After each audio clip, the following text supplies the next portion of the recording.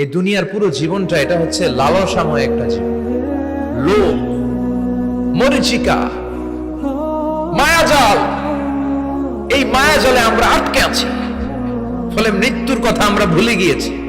পাগলের মতো ছুটছি, আরো টাকা লাগবে, আরো খ্যাতি লাগবে, আরো যশ লাগবে, আরো দাপট লাগবে। আমার এত টাকা দিয়ে কি হবে, এত সম্পদ দিয়ে কি হবে, এত ব্যস্ততা দিয়ে কি হবে তোমার? স্টপ, থামুন, অনেক হয়েছে, আন্না থামুন। Take a rest, take a breath and think about death. Think that you have to go back to your Lord. একটু বসেন না, একটু ভাবেন যে আমাকে চলে যেতে হবে, চলে যেতে হবে। এই কোলাহল, এই ব্যস্ততা, এগুলো থাকবে, থাকবো না আমি।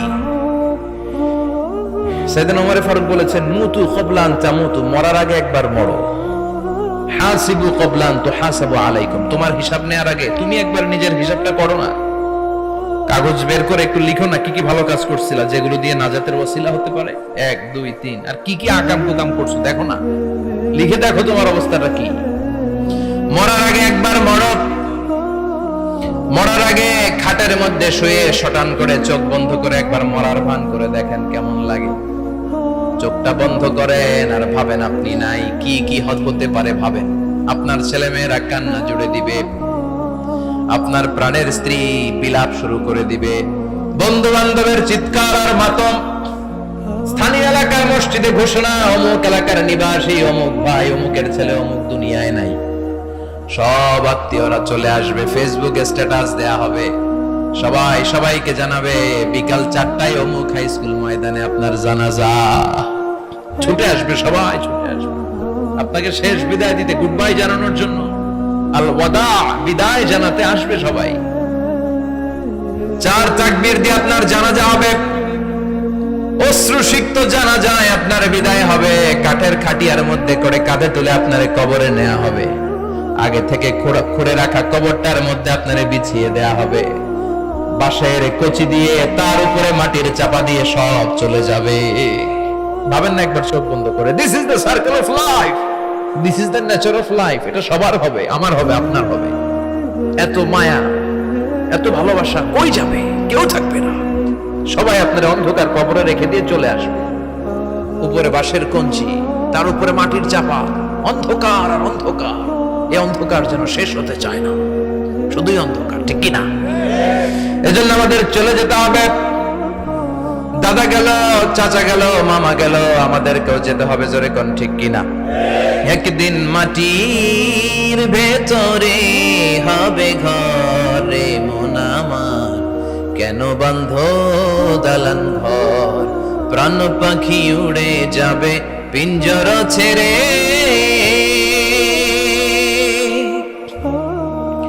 ধরা ধামে সবই রবে, তুমি যাবে চলে। বন্ধু বান্ধব যত, মাতা পিতা যারা সুত, সবই হবে তোমার পরে। মন আমার কেন বন্ধ দালান ঘর, একদিন মাটির ভেতরে হবে ঘরে মন আমার, কেন বন্ধ দালান ঘর, ঠিক কিনা? সব করে থাকবে, চলে যেতে হবে আমাদেরকে। এজন্য আখিরাতের কথা যেন আমাদের স্মরণ হয়। বিশ্বনবী বলতেন, নাহাইতুকুম আন জিয়ারাতিল কুবুর, আমি তোমাদেরকে কবর জিয়ারত করতে আগে নিষেধ করতাম, কিন্তু এখন নিষেধাজ্ঞা প্রত্যাহার করে নিলাম। এখন সব সময় তোমরা কবরের সামনে যাবা আর জিয়ারত করবা। কবরস্থানে জানতো বড়ুয়া কৃষ্ণপুরের এই গ্রামের কবরস্থান আছে কোন দিকে? পূর্ব দিকে আছে, গোখরার জলের ওদিকে। যান আপনারা, একটু যাবেন, একটু গেলে আখিরাতের কথাটা স্মরণ হবে। ওখানে ছোট শিশুরা শুয়ে আছে, কিশোর যুবকরা আছে, আপনার মতো তাগড়া যুবক, মুরব্বীরা আছে। এরা এই এলাকায় থাকতো, এরা আকাশ থেকে নেমে আসে না, এই এলাকার সন্তান, আজ নাই। একটা সার্টেন পিরিয়ড শেষে আপনিও থাকবেন না। This is the nature of life, this is the circle of life. ছোট্ট শিশু হয়ে এসেছিলেন, শৈশব, কৈশোর, যৌবন, প্রৌঢ়ত্ব। আগে ছিলেন সিঙ্গেল, বিয়ে করে হয়ে গেলেন ডবল। এরপরে আল্লাহ আপনাকে একটা মেয়ে দিল, এরপরে মেয়েকে বিয়ে দিয়ে শ্বশুর হলেন, এরপরে ওই মেয়ের ঘরে সন্তান হতে নানা হলেন। আর কতদিন? অনেক দিন হলো তো, অনেক লম্বা সময় পেয়েছেন আপনি। Think about death. এবার যাওয়ার কথা ভাবেন। আখিরাতের সামানের কথা ভাবেন, ফিরে যেতে হবে। কি শক্তিশালী যুবক, বার্ধক্য চলে আসলে লাঠি ছাড়া চলতে পারে না। কুচকুচে কালো দাড়ি সাদা হয়ে যায়, দাড়ির শুভ্রতা, বয়সের ভার, রং ধরা যৌবন জং ধরে শেষ, ঠিক কিনা? This is the circle of life. যুবক ভাইরা, এটাই জীবন, চলে যেতে হবে, কেউ থাকতে পারবে না, ঠিক কিনা?